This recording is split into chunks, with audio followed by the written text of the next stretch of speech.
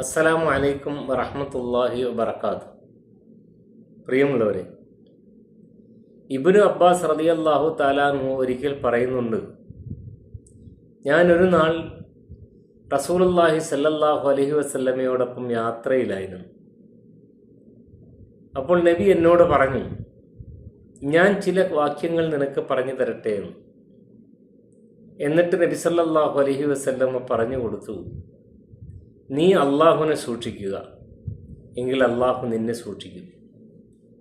നീ അള്ളാഹുവിനെ സൂക്ഷിക്കുക, എങ്കിൽ അള്ളാഹു നിന്റെ വിഷയങ്ങളിൽ എന്തെങ്കിലും പ്രശ്നങ്ങൾ ഉണ്ടാക്കുമ്പോൾ ഇടപെടും. നീ യാചിക്കുകയാണെങ്കിൽ അള്ളാഹുവിനോട് മാത്രം യാചിക്കുക.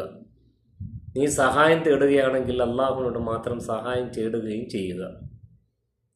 ഇനി ജനങ്ങൾ മുഴുവനും എല്ലാവരും ഒരുമിച്ച് കൂടിയിട്ട് നിനക്കെന്തെങ്കിലും ഉപകാരം ചെയ്യാൻ വേണ്ടി ശ്രമിച്ചാൽ അള്ളാഹു വിധിച്ചതല്ലാതെ ഒന്നും ഉപകാരമായി നിനക്ക് ലഭ്യമാവുകയില്ല.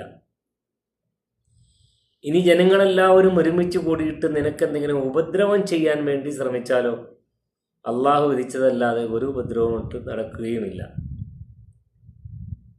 അള്ളാഹുവിൻ്റെ ഖദറിൻ്റെ പേനകൾ അത് ഉയർത്തപ്പെട്ടു, അതിലെ മഷി ഉണങ്ങി വരളുകയും ചെയ്തു.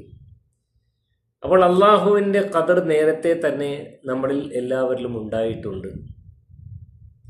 ആ ഖദർ അല്ലെങ്കിൽ ആ വിധി അള്ളാഹു ഉദ്ദേശിച്ചവകളല്ലാതെ നമ്മുടെ ജീവിതത്തിലോട്ട് നടക്കുകയുമില്ല.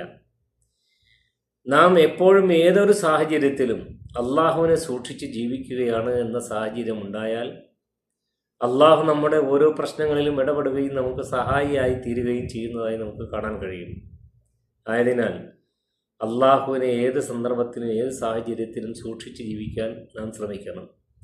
റബ്ബ് സുബ്ഹാൻ അവനെ സൂക്ഷിച്ച് ജീവിക്കുന്ന സച്ചരിതരിൽ വിജയം വരിക്കുന്നവരിൽ നാം ഏവരെയും ഉൾപ്പെടുത്തി അനുഗ്രഹിക്കുമാറാകട്ടെ എന്ന പ്രാർത്ഥനയോടെ അസ്സലാമു അലൈക്കും വറഹ്മത്തുള്ളാഹി വബറകാതുഹു.